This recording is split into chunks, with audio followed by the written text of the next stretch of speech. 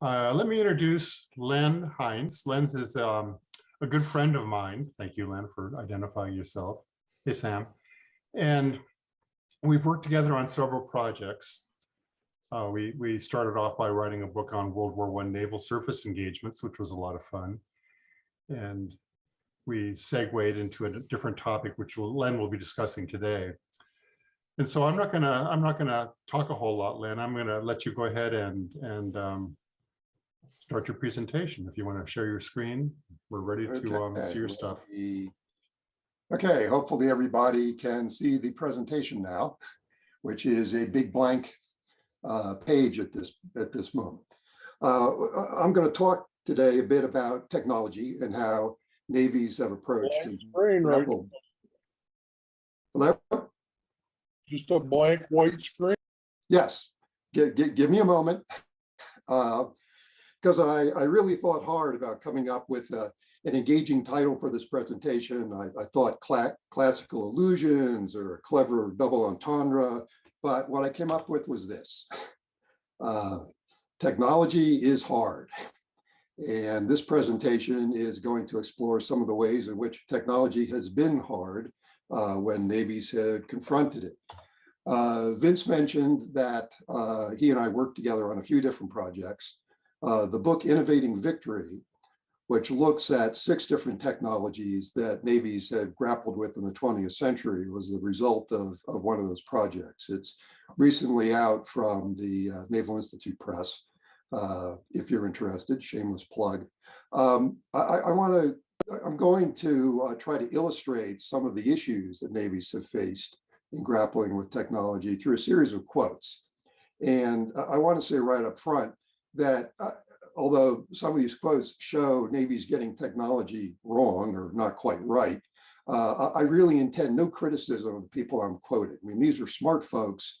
They were grappling with new concepts, and they were really using the best tools they had to grapple with those concepts. So with that said, how have navies fared? Now here, I want to take a page from the old time articles in the Naval Institute Press. Always started with a motto that sort of set the stage for the article itself. In this case, I take as my motto, it's tough to make predictions, especially about the future. We will see that while that sounds trite, it's actually quite true. And also it's a quote that I felt I really needed to use because there are too many quotes that you can attribute to either a Danish physicist or a catcher for the New York Yankees. So with that said, let's look at how navies tried to make predictions about the present and about the future. In doing that, what navies had to think about was both immediate needs, the church of the here and now, and how technologies might develop into the future, what I call here the shape of things to come. So this takes us to the first quote. Here's Admiral King in 1941 saying, well, we want something for this war, not the next one. What's King talking about? Well, he's just seen a demonstration of centimetric radar. This was the surface search radar that was going to eventually become SG radar and revolutionize US naval tactics in the Second World War. Now, you have to understand, King was no stick in the mud. I mean, this was a man who commanded a submarine group. He got his aviation wings at the age of 48. But in 1941, his focus was very much on the here and now, not on something that might conceivably be developed into a useful technology at some point in the future. So this takes me to lesson number 1, which is that immediate concerns and lack of information as to how a technology might develop often blinded commanders to the long-term prospects of technologies. Now, that's hardly revolutionary, but it is a thread that we've seen that ran through the 6 technologies we looked at. However, there's a flip side to that as well, which this next quote starts to illustrate. The department is of the opinion that results already attained justify the purchase of submarines. So this sounds like a Navy that's looked around, seen that submarines look like something that are functioning effectively, and have decided to get in on the action. But in fact, this quote dates from 1887. I cheated a bit. They were actually talking about the purchase of a submarine boat. This was from a US Navy Department tender for bids to build a submarine. And this again is something that we saw as a thread that ran throughout the technologies we were examining. As often as not, every time that someone in a Navy said, oh, let's not explore that technology, that's not worthwhile, there were folks who were really quite ahead of the time in thinking, hey, here's a technology that might be useful to us, we should explore it. In this case, the tender for bids was in 1887. It took 13 years to get this. This is USS Holland sitting in dry dock in 1900.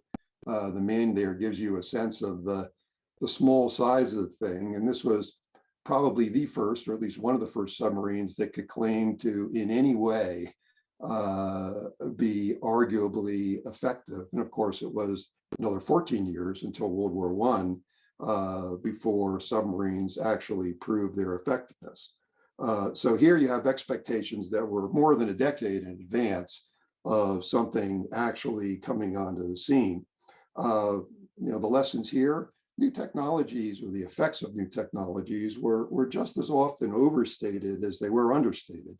Although in many cases where navies stuck with the technologies, they ultimately fulfilled the promise that they seemed to hold out many years before. You probably know where I'm going with this, but just one more example that sort of nails this down. The most powerful ship is liable to be destroyed by a torpedo projected from a vessel of the utmost comparative insignificance. Again, this sounds like something that would be said by officers in a Navy that have observed torpedoes in action. In fact, it's a quote from the 1876 British Torpedo Committee. This was a group of naval officers, war office officials, and Royal Engineers set up at the instigation of a naval officer by the name of Jackie Fisher, who some of you might have heard of. You have to understand that at the time, torpedoes had a range of about 200 yards and a speed of 9 knots. So again, these are folks in a Navy, essentially looking at how a technology is going to develop well into the future. Another thing that is interesting to me about the quote and the effort behind it is, the Royal Navy was probably the last Navy in the world that had a vested interest in the development of torpedo technology. I mean, this was the dominant big ship Navy of the time, and the last thing they wanted to see was some weapon that was going to upset that balance.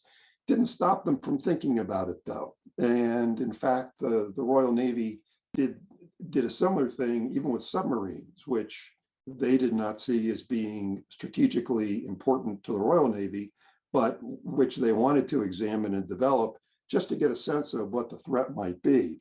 So lesson here, it's certainly right to be concerned about threat technologies. It's hard to judge exactly when and how they're going to become effective.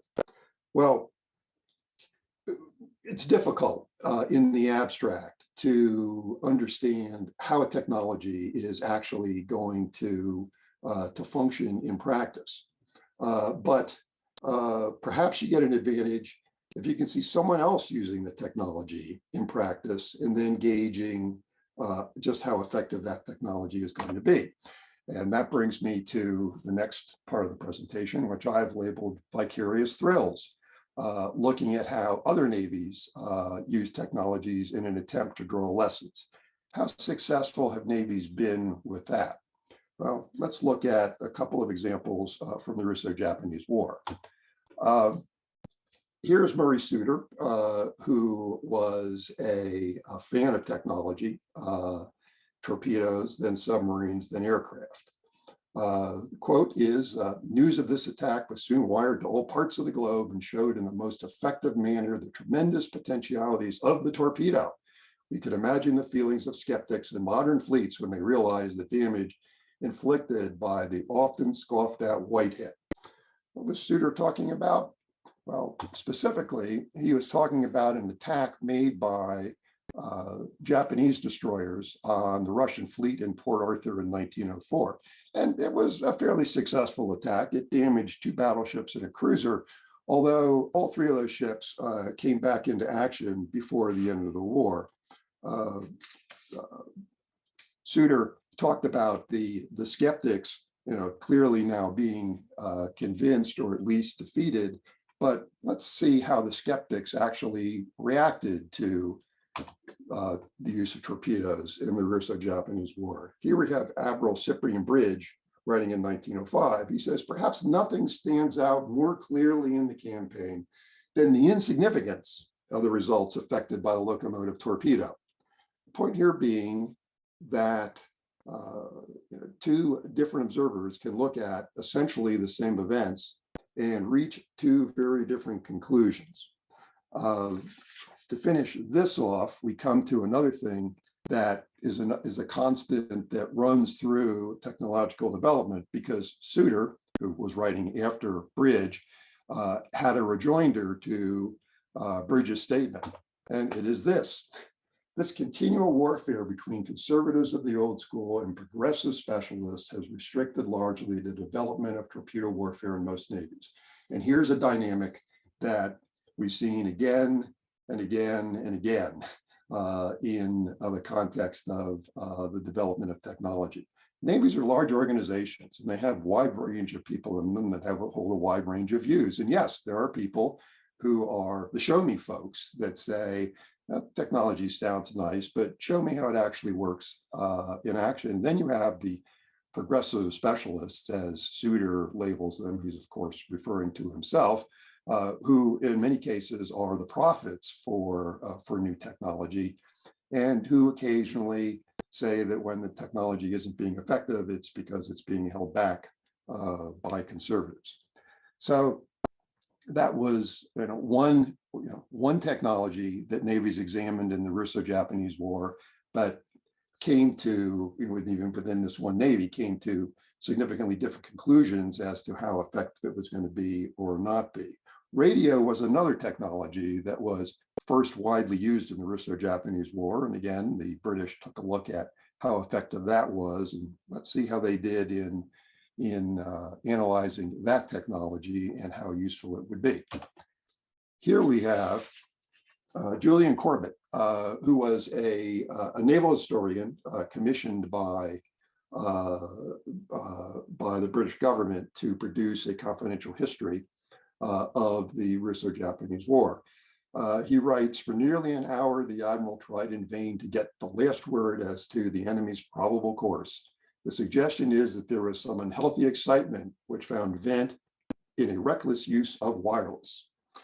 What he's talking about here are efforts by Admiral Kamamura, who was a Japanese admiral tasked with tracking down Russian cruisers raiding the Japanese coast out of Vladivostok. And in fact, he did have quite a difficult time getting information through the wireless network that existed.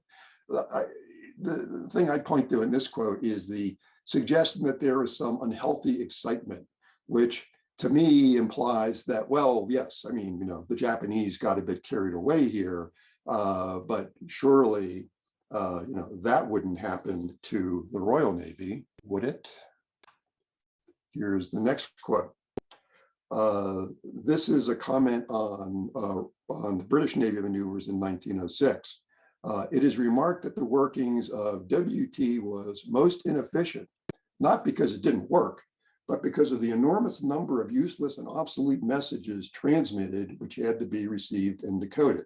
The lesson here, when you look at how someone else is grappling with the use of new technology, and you see the problems they're experiencing, don't assume that they are their problems and that they will never be your problems.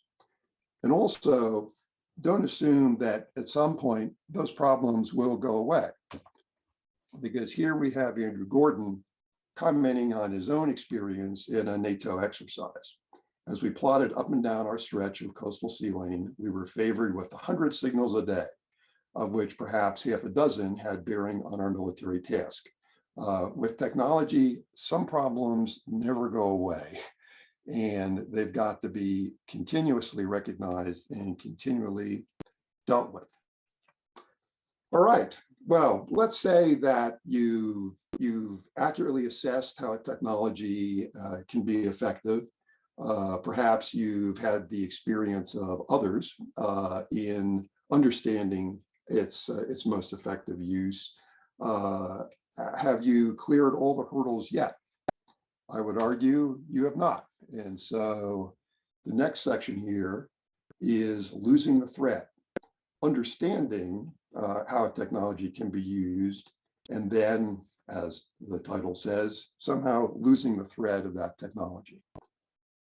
So again, we turn to the Russo-Japanese War. And here we have comments both in the Naval Institute proceedings, so from an American perspective, and in this case, the official history of the Russo-Japanese War, which was written again by British historians. As a result of this war, submarine mines have assumed a very important place in the considerations of various navies. Or, one of the most striking features of the war is the great development of the mechanical mine. So here you start to see a unanimity almost of opinions that, hey, these mines are pretty effective. We ought to pay attention to them. So how did the Royal Navy fare 10 years after the war, when the Great War starts in 1914? It took 2 years of war, experimenting as we went along, before anything like a satisfactory mine was achieved. Why is that? There was a recognition that mines were effective weapons that were certainly effectively deployed by both the Russians and the Japanese. How do we come here? I think that there were two factors at work. And again, these are factors that we saw when we looked broadly across many different technologies. The first is a strategic need. I don't think that the British believed they had a strategic need for effective mines and highly developed mine warfare leading up to World War I. There were many other things that were demanding their attention. That takes me to the second issue, which I think runs through this, and that is they didn't ignore mines. They actually developed a mine of their own, but they really didn't test it all that much. And making sure that it was effective was just not an area of focus for the Royal Navy. Hence, as this said, it literally took them 2 years before they got a mine that worked. In fact, up till that time, it was common for German minesweepers to carry a British mine around on their decks as a bit of a trophy because the things were so easy to sweep and so unlikely to explode. Now, I will give credit to the Royal Navy, though, because while they failed in trying to produce a successful mine, they actually paid a lot of attention to mine sweeping before the war and were ready to deploy a substantial minesweeping force as soon as the war began. Although even there, I have to note that while their minesweeping techniques were adequate for their own coastal waters, when they tried them up the Dardanelles, they failed pretty miserably.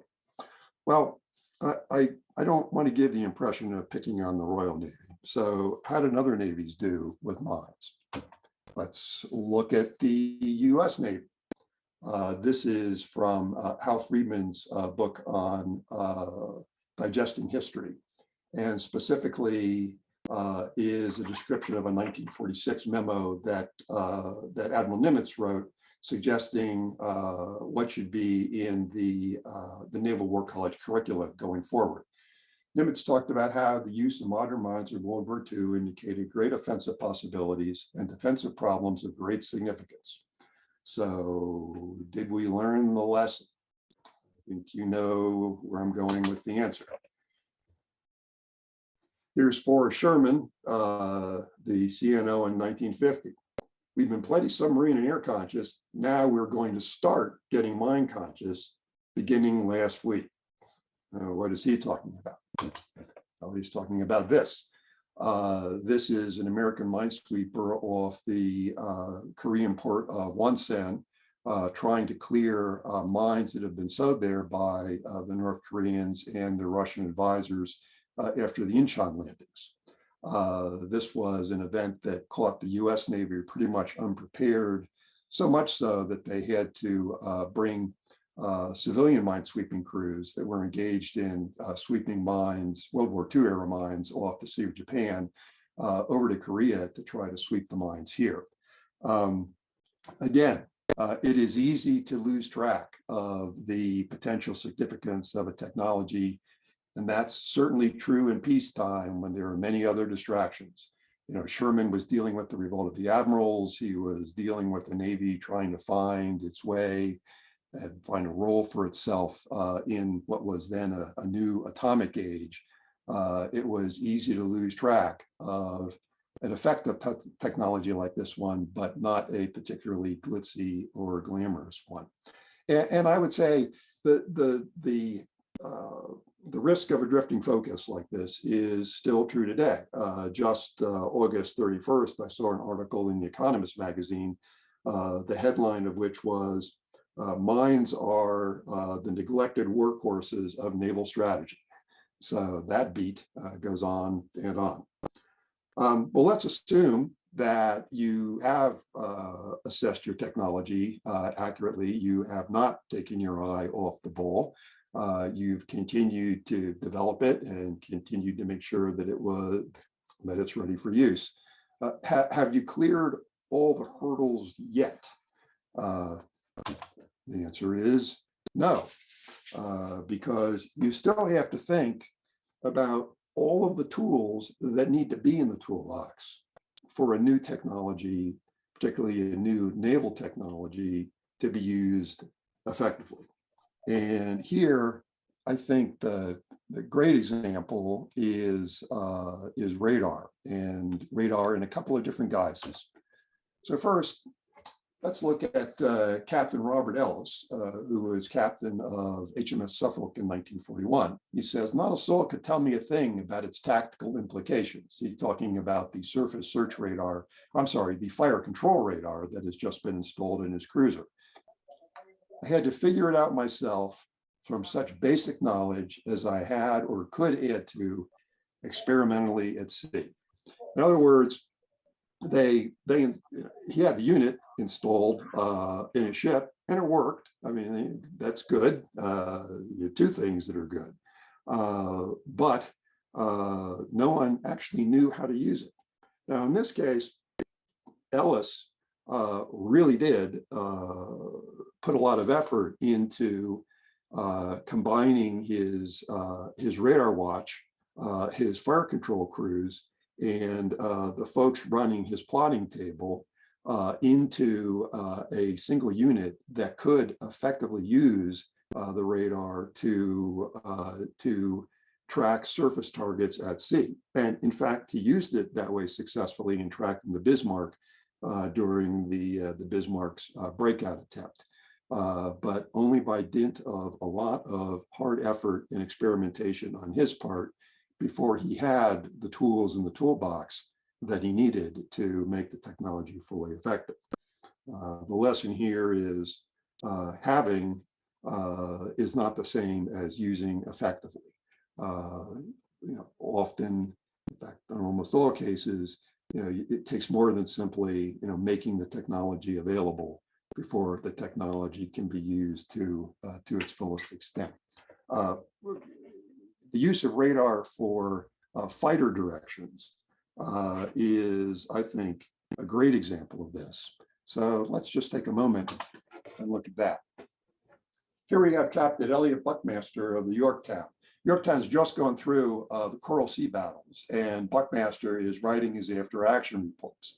And he's got a whole laundry list of things he needs in order for fighter direction to be effective. The first quote here goes to identification friend or foe equipment, IFF.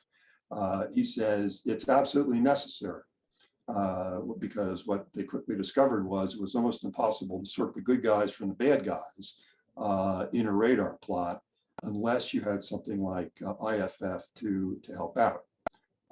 Next, he talks about the physical layout of the radar plot, which was grafted into Yorktown. The ship wasn't designed with radar in mind. It's in a corner of air plot, and it's just woefully inadequate in terms of all the functions that are trying to be performed in the limited space. And then finally, it becomes clear that a lot more and a lot better radio equipment is going to be necessary in order for fighter direction to be run effectively. So here again, you have a core technology, radar, which makes fighter direction control possible. But when you try to put it into use, you get a whole cascade of other things that folks begin to understand are necessary for it to work. I say begin to understand because CMAX radar first went into Yorktown in March of 1941. They had been experiencing or getting experience in its use for more than a year by the time that the Buckmaster makes his comments here. And I'd also point out that what Buckmaster doesn't, well, what I haven't illustrated in these quotes, but also bears saying is these were the physical needs in order to get fire direction control to work. There was a whole host of training, doctrinal, coming up with a common vocabulary, even enforcing radio discipline, which made it hard to communicate effectively with fighter aircraft. All of that, he had to be inculcated into the force before the promise of fighter direction control actually came to fruition. So,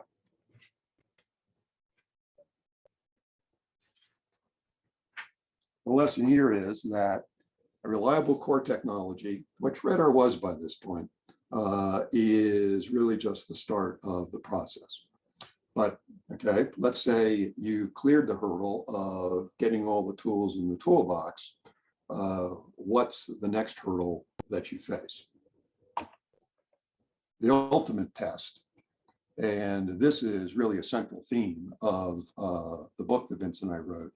The ultimate test for any technology is combat. And until you've seen the technology in combat, you really don't know exactly how it's going to perform. One great example of that are the torpedo failures that the US Navy experienced for the first couple of years of the Pacific War. Here's a comment from Lieutenant Commander Coe, who was commanding Skipjack at this time. You can just sense the frustration in this. To make round trips of 8,500 miles into enemy waters, to gain attack positions undetected with 800 yards of enemy ships, only to find that the torpedoes run deep and over half the time will fail to explode, seems to me to be an undesirable manner of gaining information. Yes, I mean, that's barely restrained rage speaking there. But while the story of the failure of US Navy torpedoes is fairly well known, was it unique? It was not. Here we have Karl Dönitz. The fact that its main weapon, the torpedo, has to a large extent proved useless in operations, has been the greatest difficulty with which the U-boat arm has had to contend since the beginning of the war. What was striking to me was that you had two different services that were experiencing very similar problems with a very complicated weapon system. In both cases, the torpedoes were not keeping their depth the way they should have. In both cases, the navies had opted to develop a magnetic exploder, which was designed to have the torpedo explode when it ran under the keel of a ship, influenced by the ship's magnetic field, which was supposed to allow submarines to sink more ships with fewer torpedoes, a bit of a miracle weapon. But then to top it all off, in both navies, the contact exploder in the torpedoes, which was conceived as, in a sense, a backup to the magnetic exploder, was also defective. So you had a problem of three different things that could go wrong, and they didn't all go wrong all at the same time, which meant that fixing the problems was a major issue. Now, the British had abandoned magnetic exploders before the war, except in their aerial torpedoes, and even there they had significant problems with them. The Japanese never tried them, but the Germans and the Americans persevered. The Germans persevered for only about a year. By late 1940, they had disconnected the use of magnetic, or they had ceased using magnetic exploders. And actually, to get a working contact exploder for their torpedo warheads, they copied a British design. They had captured a British sub with torpedoes intact and simply used it. For the US, it took a lot longer because there were folks in the US Bureau of Ordnance and Submarine Establishment that really believed in the magnetic exploder. But eventually, by the end of 1943, they had practically abandoned the use of the magnetic exploder and had a torpedo that kept depth and had a contact exploder that worked. Why did it take the Americans as long as it did? Well, there were a few different reasons for that. The complications of there being multiple different problems, the belief in the magnetic exploder, but there was, yet another attitude that, again, is a thread that we saw running through the use of technologies in our book. This is a quote. This is a letter from Rear Admiral Blandy, who was the head of Bureau of Ordnance at the time, responsible for torpedo development, to Rear Admiral Charles Lockwood, who was the commander of Pacific submarine fleets at this point. I will admit that they are not perfect, but they are a damn sight closer to perfection than some of the work you people do with them. There is a constant tension between the designers and the users. And the more complex a weapon system gets, and torpedoes were, by the standards of the time, tremendously complex weapon systems, the more complex, then the greater this conflict seems to be. Although, I suspect that when the first tool maker crafted a hand axe out of flint and handed it to the first hunter to use, the hunter immediately complained about the grip angle and whether the edge was sharp enough. There will always be a conflict between the users and the designers, and one key to the effective use of technology is managing the balance of that conflict successfully.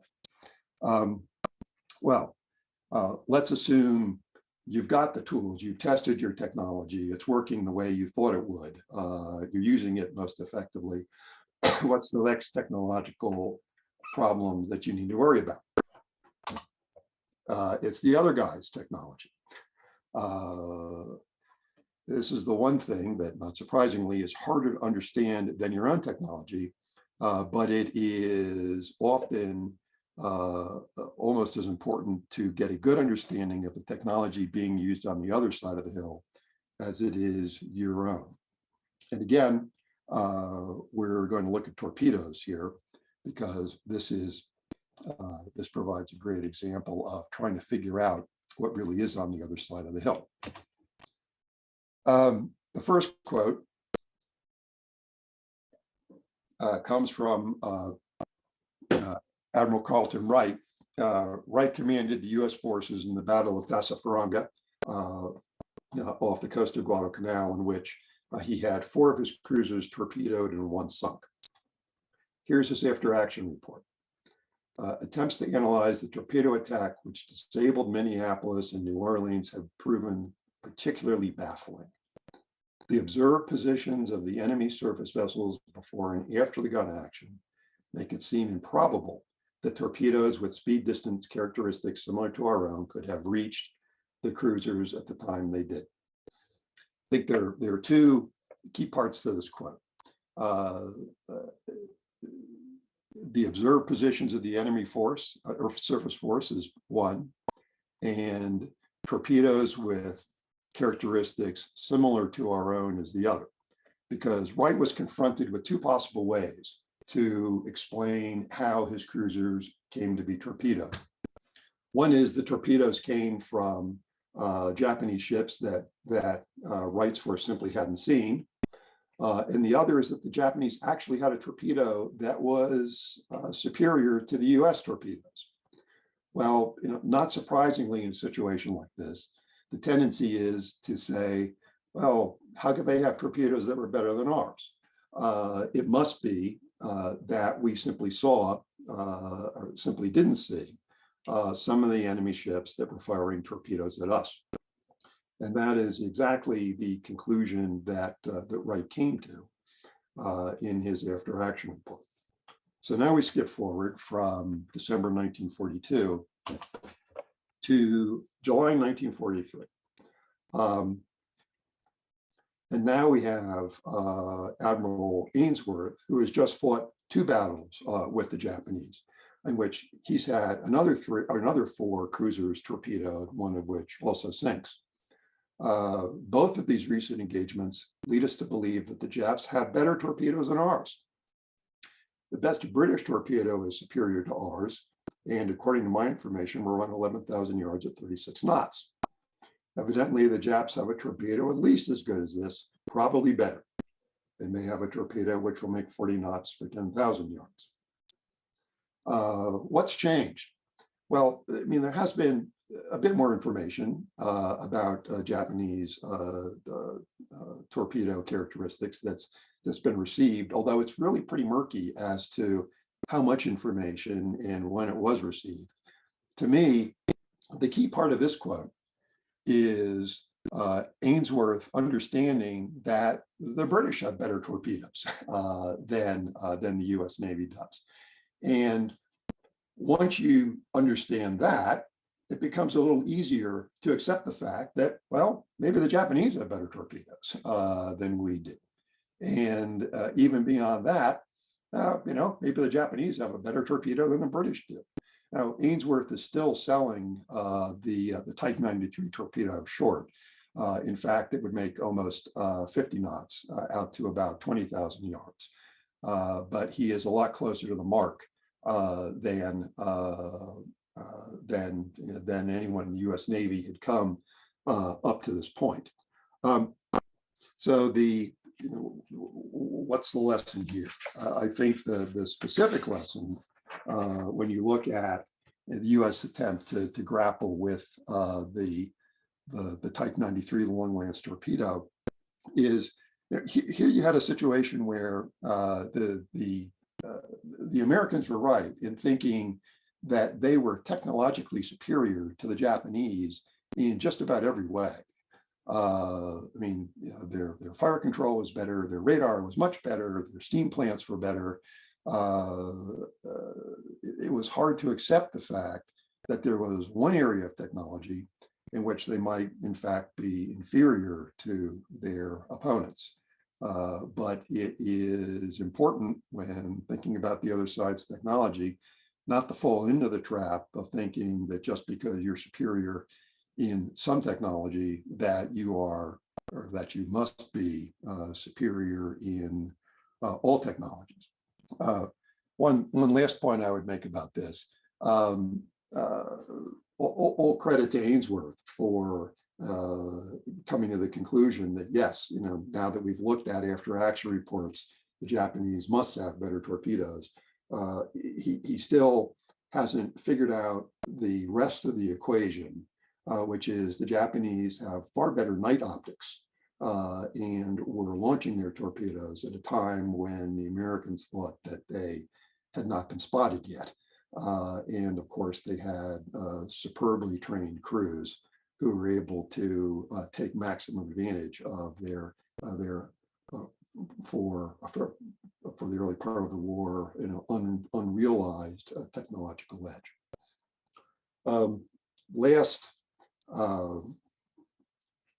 Last section that I want to talk about is, well, now you have figured out the other side's technology, or at least you think you have. What happens next? And the answer is, for every technology that is out there for any significant period of time, countermeasures and adaptation always take place. So let's look at one example. The German acoustic homing torpedo in World War II. The Allies were able to respond to that torpedo quite quickly. And while they didn't completely neutralize it, they certainly greatly diminished the impact that it would have. How do they come to do that? I think there were two things that were key. The first is they had a heads up in advance, which is always great. In this case, it was the Oslo report, which was actually a couple of letters received by the British Naval Attaché in Oslo, Norway in 1939, that listed a number of German wonder weapons that were under development. One, in this case, a torpedo, one was controlled by radar for the first part of its journey and then switched to acoustic homing with microphones on the head of the torpedo so that it could steal itself towards the ship by listening to the noise of its engines. It really wasn't controlled by radio, with apologies to Hedy Lamarr. No torpedo was at this time, but the Germans were working on acoustic homing. The second, and here's where the second factor comes in. The Allies were well aware of the fact, the Americans and the British were well aware of the fact that it was at least theoretically possible to develop an acoustic homing torpedo. There already were mines that used acoustic triggers. It was not straightforward to solve the engineering problems to put one in a torpedo, but it was not at all inconceivable that those problems could be solved. And the Americans and the British had enough respect for German engineering capability that they thought that it's possible that the Germans could solve that problem. As a result, well before the torpedo was introduced, Allied crews were told to watch for torpedoes that behaved strangely. For example, that seemed to follow the ship at which they were being shot at. And in fact, crews did observe this kind of thing. In fact, they observed it well before the Germans put acoustic torpedoes into service. But by the time the torpedoes were in service, the Allies had countermeasures ready. Those countermeasures typically took the form of a noisemaker that was streamed behind a ship to try to attract the acoustic homer in the torpedo. The result was, as I said before, the Germans had what they hoped would be a bit of a miracle weapon to attack the escorts of Allied convoys, and discovered that it was far less of a miracle than they would hope for. And of course, this is not the only example of a Navy adapting itself to the sometimes harsh realities of an opponent having a very effective technology. Another example of this would be the Japanese later in the Pacific War, confronted with the effectiveness of American fighter direction, now that the Americans had finally gotten all the tools in the toolbox, and radar-directed anti-aircraft gunfire and the proximity fuse. Well, how do you respond to that kind of technological challenge? This is how you respond to that kind of technological challenge. This is a Japanese kamikaze that is about to crash Enterprise off Okinawa in May of 1945. And to me, it is a brutally logical response to the technological superiority that the Allies had established by this period of time. When it got to the point that sending out conventional strikes was for practically a suicide mission, it suddenly made sense to actually have suicide missions from the start. So the lessons here are, once an enemy understands your technology, expect adaptation. The adaptation can be tactical, doctrinal. It could be a counter technology to your own technology. But in war, particularly, technologies and the responses to technologies never stand still. It's a constant battle back and forth as one side introduces a technology, makes it effective, and the other side tries its damnedest to undermine the effectiveness of the technology itself.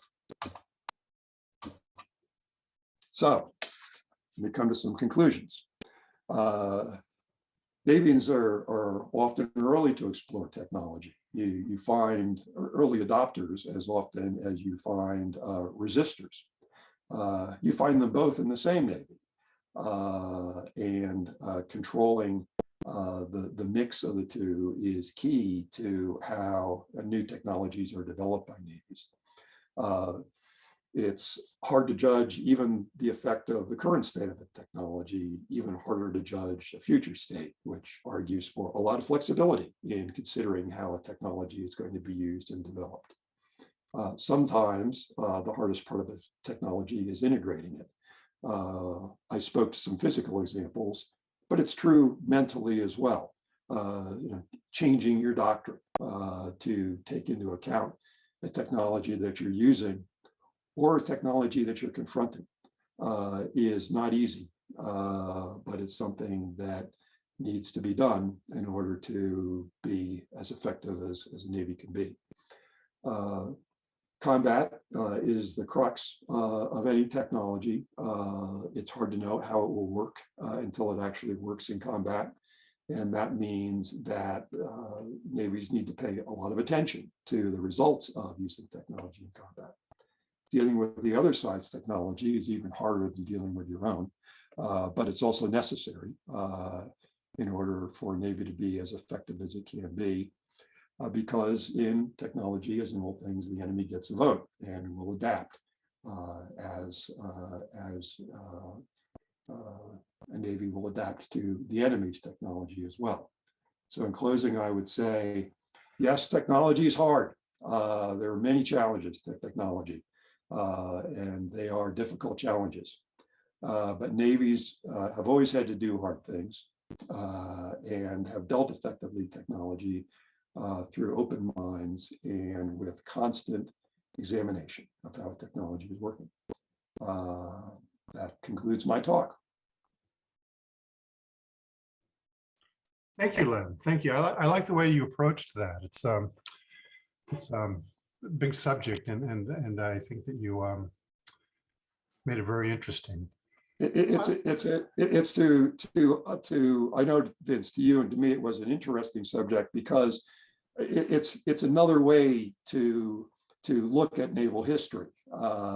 We tend to take a slice, looking at navies and battles, campaigns and strategy. And this was another slice, of sort of a vertical slice of naval history rather than a horizontal slice. It's a fascinating topic, I'll say that. Let me open the floor to questions. Yeah. I see, Jim, you raised your hand first, as far as I could tell. Yep.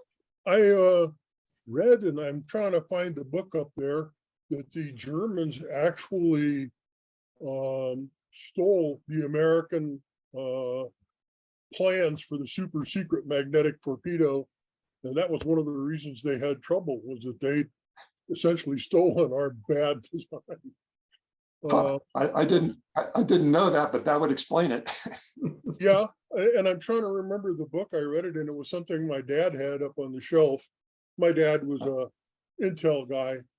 He was O&I during the war and stuck with it. So some of his readings are very interesting. When you find it, Jim, send me an email. Let me know. Yeah. Yeah. I will Well, do I'd that. say I will look for it and try and put that out. That was a very interesting little thing. Yeah, the British had their problems with magnetic exploders too. I don't know as any Navy in World War II got them to work. The British tried them with airborne torpedoes. The Germans because of the small warhead. Torpedoes. The Germans essentially copied other people's torpedoes. Dutch, Norwegian, they actually bought a lot of Italian torpedoes. They did not make particularly good torpedoes. Hard to make. Terry, you have a question. Well, yeah, thanks. And let me, first of all, thanks for a very insightful brief. And I think your the list of things you have is particularly good. I would add one more to them, and this is maybe my my day job influencing here, but the thing I would add is that your procurement process and the bureaucratic processes and the political processes of that can also do a great deal to keep your technology development held back. And talk about that forever, but you know, I daily walk through the valley of death, as we call it, in the current procurement process, and it's difficult to get across. It's difficult to take a good idea and to get it into the procurement process, as well as get it into the fleet. And I would heartily second your comments about operational integration and trying to get that new technology deployed and then worked into the TTPs that the fleet uses. But thank you. That's a whole different subject, the procurement. I'm thinking about how the Germans procured their air independent submarines and that whole process. That would make an excellent study. Yeah, well, and also the sort of the flip is the development of the FIDO the U.S. World War II airdropped anti-submarine homing torpedo.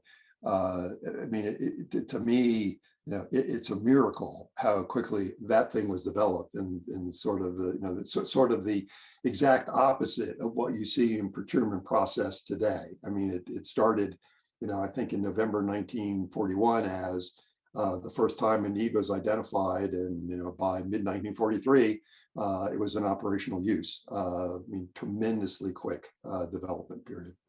Yeah, let's take Carlos next. I had a question closer to our time. Were the British and the American navies really surprised by the Exocet and its use at the Falklands? I think that well, the short answer is I haven't really looked into the Falklands precisely, but I can tell you that I think that most navies underestimated the threat of surface-to-surface missiles until the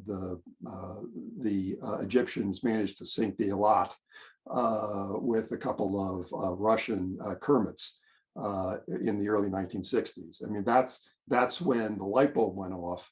Wait a minute, you know, maybe there's something to this weapon system that you know, that we hadn't fully realized. Thank you. Carl. Wonderful presentation, Len. Although you did cover it, I got the impression, though, that in technological intelligence, or at least appreciation of what the other guy has, was rather ad hoc. Is that something you found with the research in the various navies over various time periods? Is just how piecemeal and improvised an evaluation of what the opposition has and the effectiveness of their technology really was? I'd say that was certainly true in the from the beginning of the 1900s, at least up through the end of World War II. Post World War II, I really couldn't speak to whether navies got better or more focused in trying to understand the other side's technology. It's like when the German submarine was captured and the sound arrays were discovered, and the acoustics, and the Americans, the British, we have nothing like that. We can't do anything like that. They were completely caught by surprise. One example. Yeah.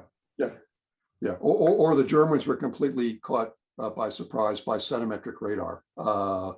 They didn't realize that the Allies had it until a British bomber crashed in Holland in early 1943, and they were able to recover the guts of the radar. At which point I think Goering's comment was, I knew we were behind, but I hoped we were in the same race.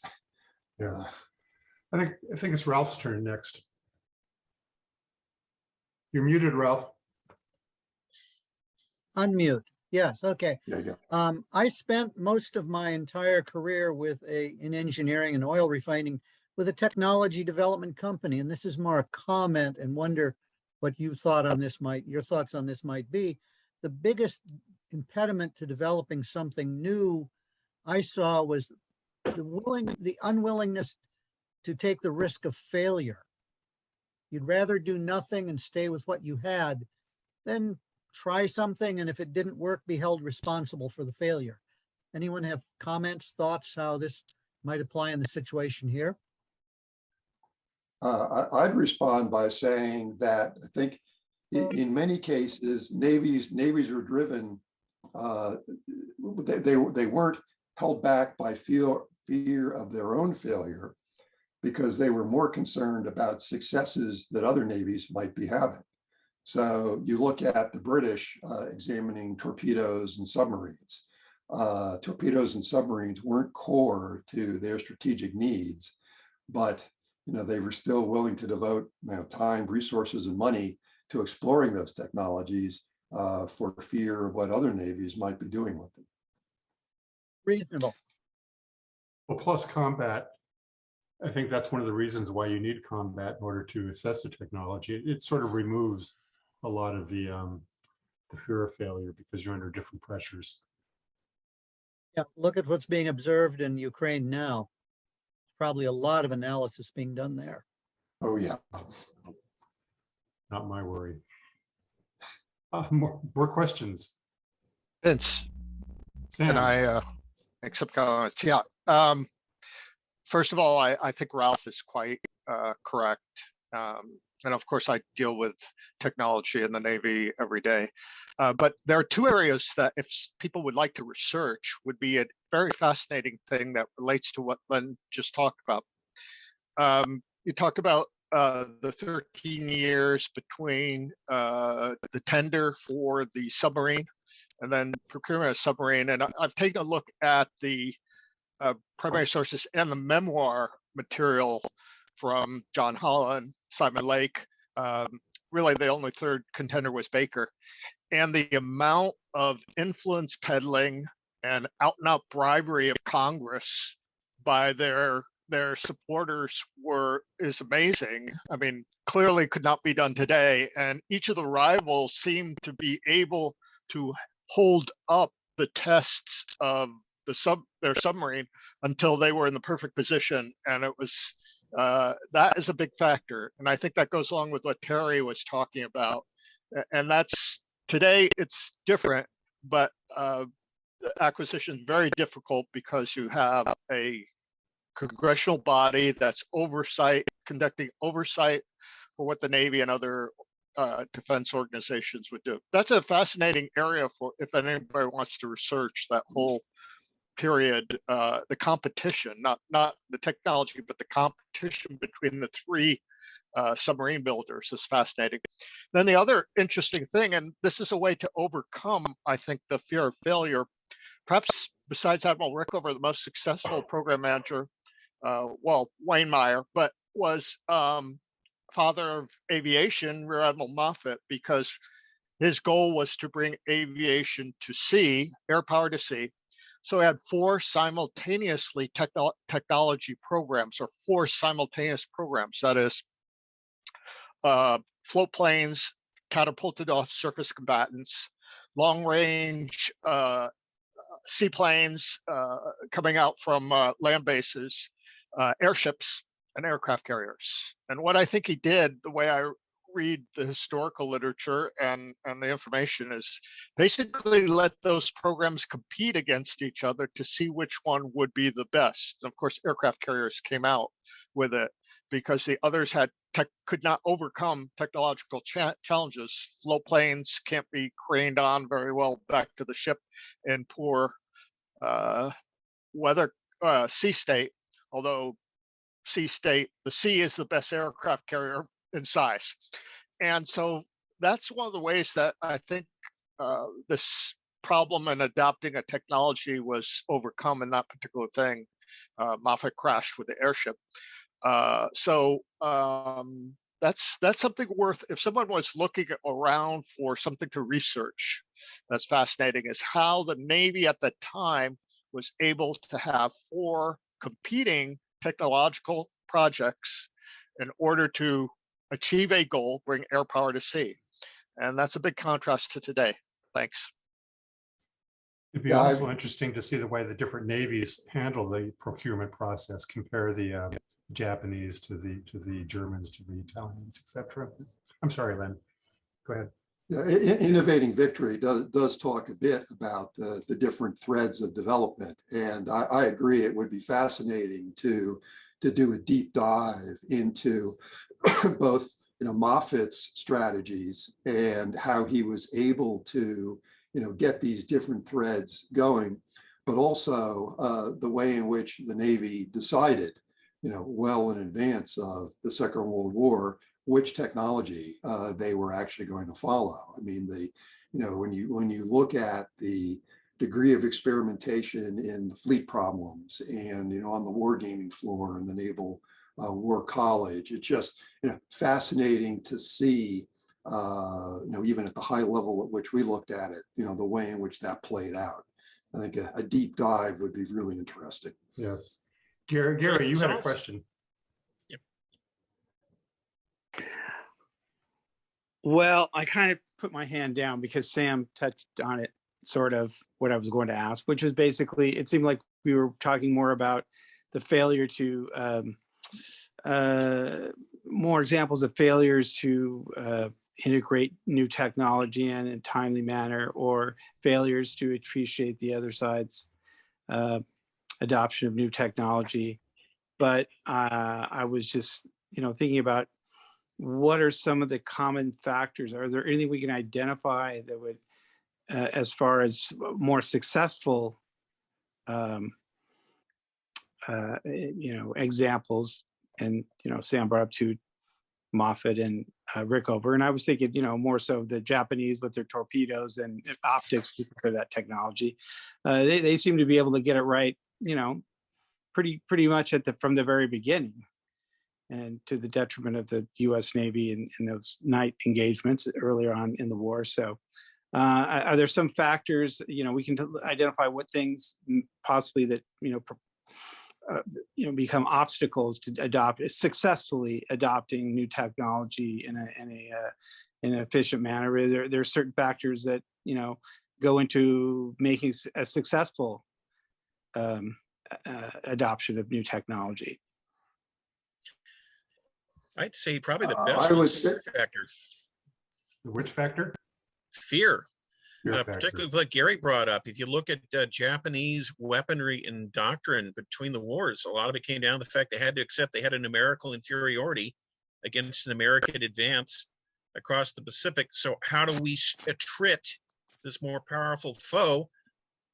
Really developing night tactics to the nth degree, long-range weaponry like the long-lance torpedo, and land-based naval aviation that had real reach. So I'd say you can't forget the fear factor. The Japanese realized they were in an inferior situation, and they really drove doctrine and technology to try and redress that. the fear factor is present, but I have another one, but I want to hear what Len has to say first.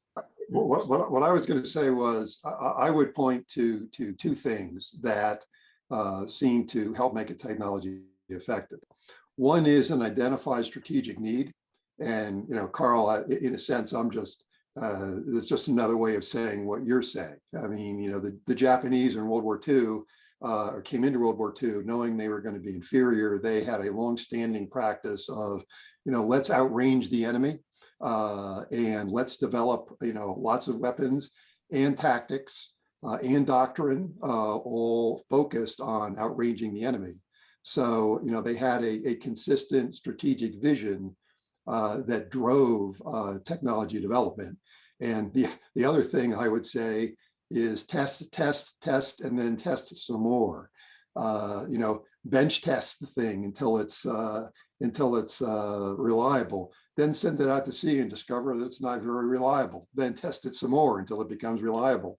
And then test it in the way it's going to be used. So you discover the gaps and the shortcomings in your doctrine and your tactical thinking and all of the ancillary things that surround the use of the technology. You just can't test enough. But when you test too little, you wind up with problems like the British D-mine in World War I or the Mark 14 torpedo in World War II. Vince, what would you say? Well, I was going to say an immediate need. I mean, I think need really drives the things that go into a successful weapons system or successful technological adaptation. And testing is part of the needs. It all comes to you have to have a use for it. And the Japanese had a clear, identifiable use for the long lance torpedo, for example. The Americans had a clear, identifiable use for naval aviation, for example. So I say you have to have a reason to have it. That reason has to be really, really important. That's my thing. The last thing I'd point out that's sort of ironic about the long lance is, the long lance was really meant to be used at night at long range at massed attacks against an enemy battle line. It was never used that way, except perhaps arguably at Java Sea. Arguably, yeah. Yeah. But that's right. Yeah, and it failed. So in a sense, the Japanese successes with the Type 93 torpedo were a bit of serendipity. I mean, they deserved it. They certainly developed the weapon, the doctrine around it, the optics to use it, but it still didn't play out the way they had anticipated it would. Yeah. I'm going to give Jim the next opportunity, then Carl. Well, I was going to go way back to the people talking about acquisition. I spent about 12 years, 14 years working for the Joint Interoperability Test Command that was established to take some of the stuff the services were pushing and look at it a little more objectively to avoid what we had in World War II, the torpedo.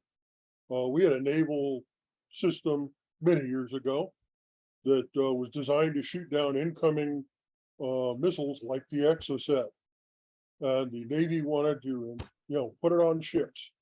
And they said it passed, and JITC forced the issue. They took it out, and the system failed because while it worked wonderfly in the lab, when they put it out at sea, the radar got totally confused by the waves. Just, one of those. And you go, what were you guys thinking? This is where you live and work and fight. What were you thinking? And they're all standing around. It happens. It happens all the time. Test. That's what Len said. Well, but not just test accurately and, test without a lot of desired outcome leading the way. There's a lot of people pushing for the right answer on their test. Carl, what was your comment? Well, I also wanted to point out, because this is also, of course, a study of human ingenuity. And what's interesting is that we could find occasional examples where you've got the outsider busting into the naval establishment with an idea that works or technological innovation. Look at Fulton trying to introduce steam power to the Navy at the time of the War of 1812 as a way of defeating the superiority of the Royal Navy sail power. You've got Hunley pressing an idea of an undersea boat to be able to deal with the Union blockade. Look what Parsons had to do to demonstrate that turbines were a more efficient and powerful way of propelling a ship with his demonstration at the Naval Review. And then Roebling, of course, with his introduction of an amphibious tractor that the Marines latched right onto. So it is interesting in the study of human ingenuity, particularly with defense applications, that once in a while, you'll get somebody from the civilian world knocking on the door. Steve. One of the things that fascinates me about a lot of this discussion is the way doctrine can focus innovation for good or ill. I mean, the Japanese developed the doctrine, the attrition strategy and everything. They developed a lot of good stuff for it. But once they were locked into that, it seems like they really weren't open to some other, how some other technologies might have been helpful to them. Whereas the US Navy sort of took a, well, what's out there kind of with perhaps it was because the US conceived its strategy as more offensive. We're going across the Pacific. We've got to be able to have air. We've got to be able to have submarines. We've got to have this, that, and the other thing. But it seems like sometimes the doctrine of a Navy locks it into technologies and development paths that can be useful in one context, but are not as useful in others. I'll respond. I'll let Carlos respond. Go ahead, Carlos. Well, I wanted to answer something else. They were talking about the Japanese and the torpedoes, and it's kind of a yin and yang situation. His name was Suzuki Kantaro. He was in charge of torpedo operations at Port Arthur, and he was called the Devil. But what's really ironic is he's the last prime minister of Imperial Japan. He presided over the surrender of the Imperial Japanese Empire. So he had a dream, it didn't come true. Shucks. Some cases it was over engineering. The Type 92 torpedo actually was far too capable. They wasted money building a range of 40,000 meters. They couldn't even aim that far. Much the same thing with long range gunnery. We all know about everybody wanted to shoot 33,000 yards. They couldn't hit anything at that range. So the problem of overdoing it, trying to get too much out of it, not understanding where the efficiency cut off. Yeah, one of the things that's always fascinated me about the Yamatos, which were specifically designed to outrange other battleships, was they didn't have a bigger ammunition outfit than other battleships did. And here they were going to be shooting at 35, 40,000 yards or whatever. They should have realized that we're going to need more ammo if we're even going to have a chance of hitting at those ranges. Another true statement. Do we have more questions here? I think Evan has one. Evan. You're muted, Evan.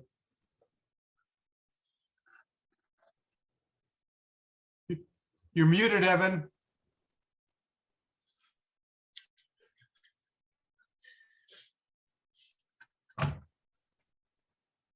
Okay. There you go. I can speak. Sorry. Yeah, my wife was just bringing me some cake, so that it distracted me.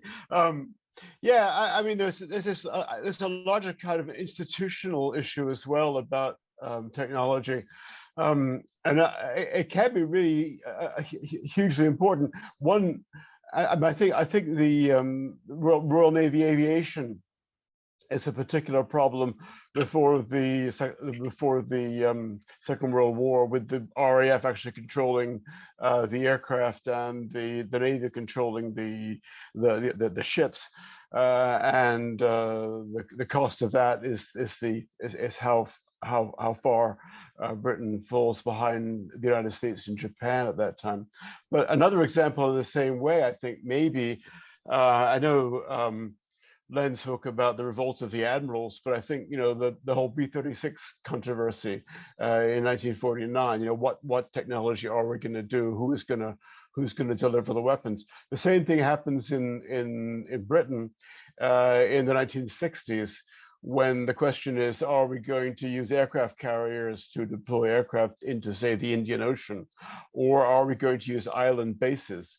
And again, that's an RAF versus Royal Navy issue. So I think that's a problem, and a related problem also is the kind of not invented here notion that institutions don't particularly like technology coming from outside. And so culture and institutions can affect how development takes place in technology. I would agree with both those points. I think one of the things that I found interesting and amazing, particularly in the run up to World War II and World War II, was the degree to which the British and American scientific establishments were tapped by the militaries to assist in technological development, and to the point of battles between institutions. I mean, Vince and I talk about this a bit in Innovating Victory, but it seems to us that one of the reasons that the U.S. Navy was as active as it was in considering aviation matters was because the one thing they knew for sure was that they did not want to go the route of the Royal Navy and lose their aviation capabilities to an independent Air Force. I think Billy Mitchell may have done more for the cause of naval aviation than any other single person from 1920 to 1930. Yeah, Admiral King during the war at several points says, all we have to do is to avoid going down the British route. That's doom if we do that, and it has a lot to do with the whole unification debate. I think it's kind of an existential problem for the Navy. Mm-hmm. We have more comments or questions here? Just one from me for Len. If you want some contemporary quotes about the testing situation, go look at anything by Rear Admiral Wayne Myers, the father of Aegis. His motto was build a little, test a lot, build a little, test a lot. And says great thing. I mean, there are great quotes you can find about that whole thing. And how he described the Aegis program, very complex, was that they were going to build a little bit, test that, then move to the next. So that's a good source. How does Meyer spell his last name? Meyer. I think it's S. Okay. Yes. I will look for that. Yeah. Excellent. Got to follow up with the coordination between Great Britain and the U.S. during World War II. A fine example is the magnetron, which Great Britain shared with us, which was decisive, and the fact that this was a very complex thing that was being machined out of block metal, and they handed it to Bell Labs, and 3 days later the guy came back and said, we just press steel these things together and rivet them, and we make the same thing you got works just as good. Which is another point I think that about technology that people don't really consider very often is the reason why the British gave the magnetron to the United States is they realized they could not produce them in the quantity they needed, and so let's deliver it and let's get the factories going. You have to have technology in mass. I mean, radar's a good example of that. If you can put radar on every single platform you have buzzing around, it's one thing. If you're handcrafting radars like Italy did at the rate of 3 or 4 a month, and installing them in your battleships, that's another thing. And I think that the immense advantage that the Western democracies had as far as being able to produce new technology and quantity is something that's not often considered in the Allied success in World War II, but it was certainly present, and I think it was tremendous factor.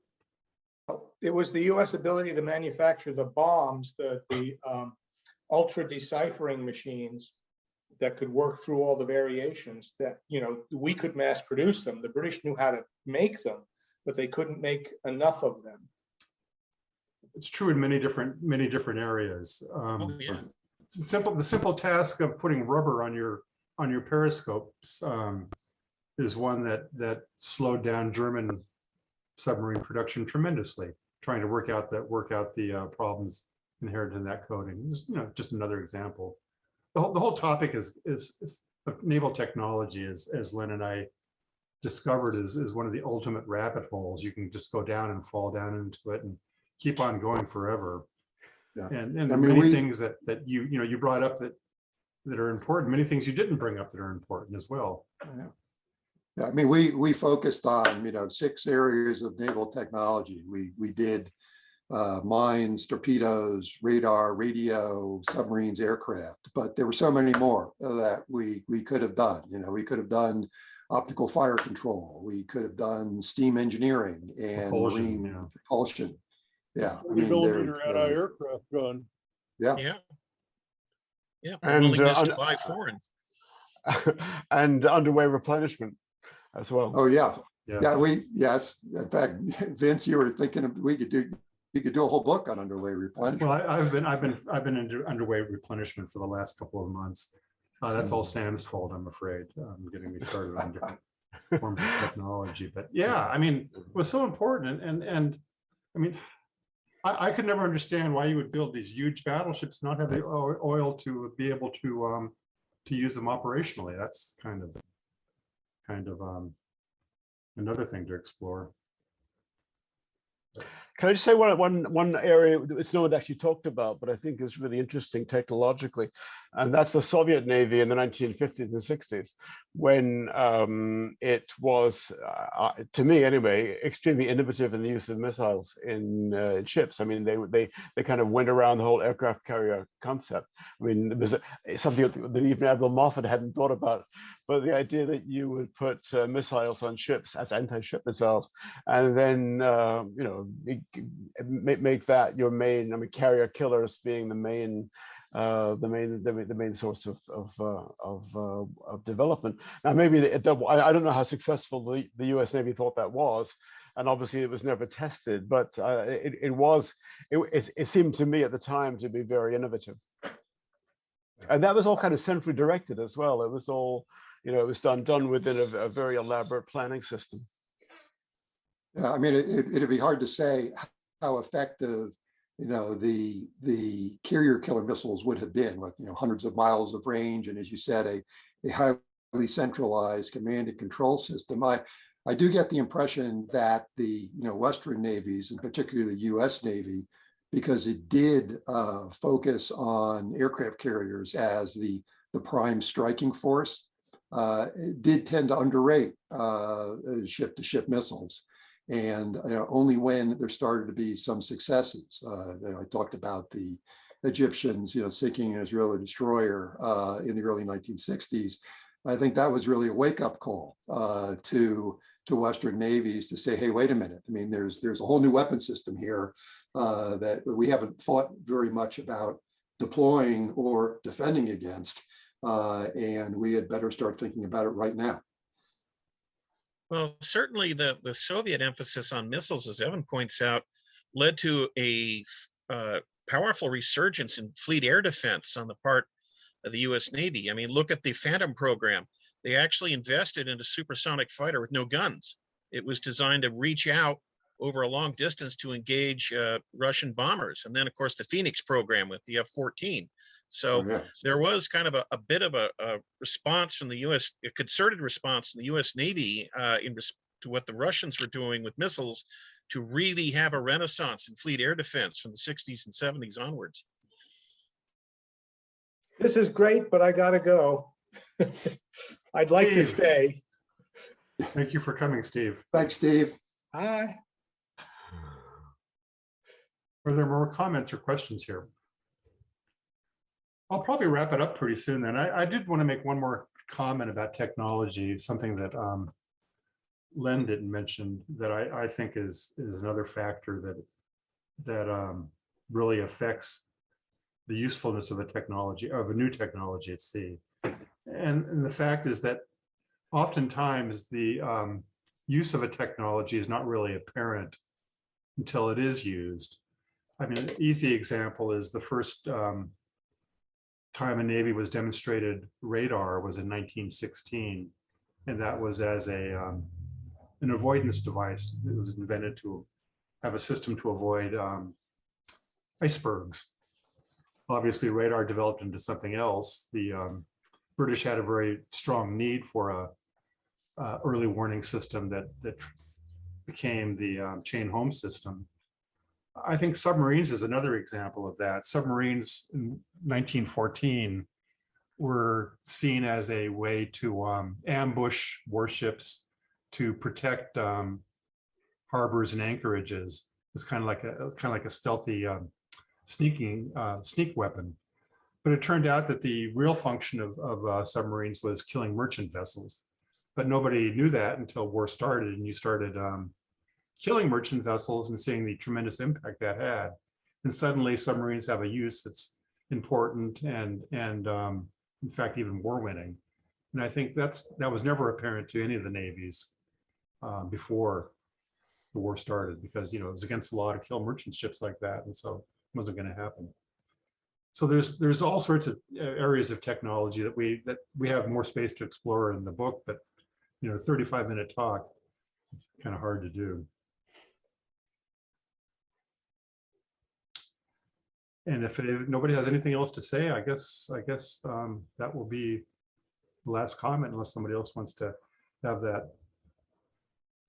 No. Well, then, thank you for coming. Our next Q&A will be scheduled. I'll let everybody know when the time comes up. And thank you, one, and thank you all. Thank you.